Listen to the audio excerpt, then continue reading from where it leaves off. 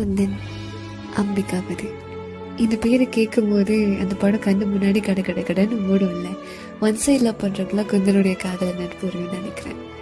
நீ எனக்கு கிடைக்கலையா, நீ யாருக்கும் கிடைக்கூடாது, நீ எனக்கு இதை பண்ணுறியா, நான் உனக்கு இதை பண்ணுறேன் அப்படின்னு நம்ம காதலிச்சவங்கன்னு கூட பார்க்காம காயப்படுத்துகிற நபர்களுக்கு மத்தியில் நீ எனக்கு கிடைக்கலனாலும் பரவாயில்ல, நீ வேறொருத்தரை காதலிச்சாலும் பரவாயில்ல, உன் தேவைக்காக என் காதலை ஆயுதமாக பயன்படுத்திக்கிட்டாலும் பரவாயில்ல, ஏன் உன் தேவைக்காக என்னை சாகவே சொன்னாலும் பரவாயில்லன்னு அவளையே காதலிச்சு அவளுக்காக சுத்தம் போவான்.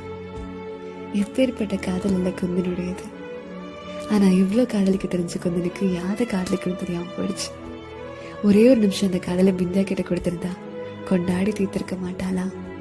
உங்கள் லைஃப்பில் ஜோயா இல்லைனா நீங்கள் இல்லாமல் போகணும்னு இல்லை. கொஞ்சம் திரும்பி பாருங்கள், பிந்தியா இருக்காங்க, உங்களையே நினச்சிட்டு இருக்க உங்களுடைய நண்பர்கள் இருக்காங்க.